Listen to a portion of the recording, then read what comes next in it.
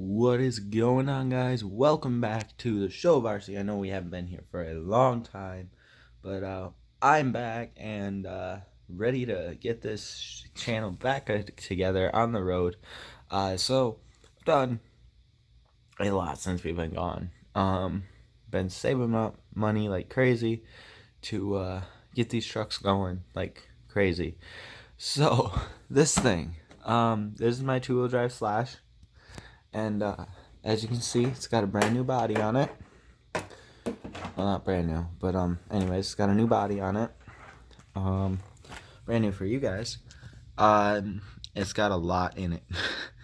It's got the SV4. It's got an HRB 3S, 6,000 milliamp hour, 50C lipo. Amazon battery, super cheap, very good. Soldered on a Dean's connector there. I need to find another piece of heat shrink yet, but that's minor. Yeah, so it's got the Sidewinder 4. I just picked this one up yesterday, but I also had one that wasn't it before, but I put that one in my race truck with a massive cooling fan on there. It's actually from a laptop computer that I pulled out, and then I'm going to solder these two together. Solder these joints together, heat shrink them, and then tidy up all this wiring. And then this is a Hobby Star high performance servo, super torquey, super good for this truck. And there you go, Sidewinder 4 again, and then same motor that I'm running in my bash truck will be in there, but it will just be shorted because I won't obviously be changing that out too often here. And as far as batteries go, I'm going to be running Z 2-cell shorty packs in it, and should run good on them. I don't see why not. Other than that, that goes with the electrics, and we got a nitro on the channel here. So this is an older nitro. It's an Arrma by Habeo, and for the most part, it's a stock nitro car, except for the motor. That is a Trackstar 0.21 Ford motor or engine, if you want to call it that, but it obviously needs some parts. Right here, that's just the crankshaft. There's no clutch on it or anything. No fuel tank, which actually I do have the fuel tank for it, just not on it. But I mean, it's a great thing. It's got, full disc brakes, functional, everything, really decent shocks on it. They are not progressive, but they're really stiff. And then the body is actually off of a old SC10 that I just had the body laying around, and I cut it to fit in there, and I thought it looked really cool. And I'm not a big buggy person, so I didn't really like the buggy style body, so I didn't want the buggy style, so I put a short course body on it. And so I had to figure out mounts. I drilled some holes through the shock tower and made a mount there, but I don't know if I'm gonna keep that there or not yet. And then I still gotta figure out something completely for the front yet for mounting, because this is like, these are right at the body, so I gotta figure out either how to probably do magnets in there, and then I could just stick some magnets on the top of the body that should hold it. But I also don't know how much this thing vibrates, so like I said, it's never ran, and this is a bigger motor. This is a big block motor, so I don't know, we'll have to experiment with that.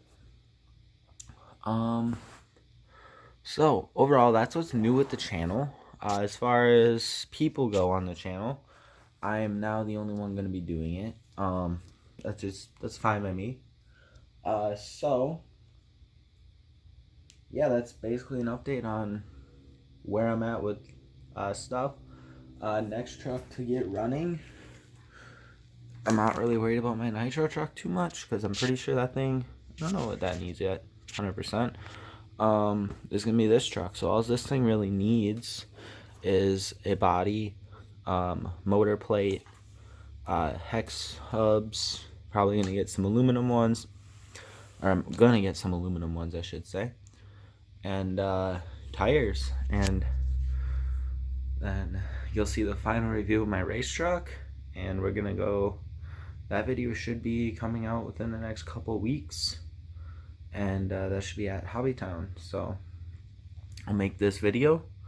You'll see this truck in action for the first time in 1 year, and I'll put the first time this truck was in action in the link down below in this video, and also the next video when this truck is finally done, and then I'll do a stock compared to what it is now comparison. So I don't have great pictures of it stock, but I got a few that we took. So alright, look for that video, and then upcoming sooner rather than later, you should see this truck come into action. It's ready to go. But long story on this thing. So this was actually a rustler, brand new. I bought it as a Traxxas rustler, brand new, and I broke the chassis for it. I had another rustler chassis, so I threw that on at first. Then I completely killed the chassis again. You know, not a big deal. I had the slash chassis laying around. I just used the slash chassis. This truck has full RPM front and rear skid plates, so this thing's like unbreakable right now. Knock on wood. It's still got the stock A-arms. I haven't managed to break. I think I broke one of them, but I had a spare one, so I just threw that on. Once all my spares are gone, I'm probably gonna get some RPM parts. But front of this truck is, well, slash and rustler are the same thing. You just really flip the body mounts, and you know, pretty straightforward. The rear is all a rustler. These arms are for a rustler or a stampede. So they're really wide, which I'm not a huge fan of. So if these ever break, I'm not going to use my spare arm that I have for a rustler. I'm probably just going to get the RPM ones right away. And then, yeah, brand new Castle motor, which looks very pretty in there. And the only other upgrade I might do to this truck is an LCG chassis. Maybe. Not 100% sure if I want to do that yet or not. Just because, you know, my RPM skid plates, they look beautiful in there. But I could sell this chassis. So that would be my only thing maybe that I would do to this truck. It is not a waterproof truck, which I'm okay with. It's because I really don't need it to be waterproof for this specific purpose. And you'll see what this truck's going to mainly be doing. Hence why I don't have a bumper on the rear of it, and I don't have the front bumper bar on it here.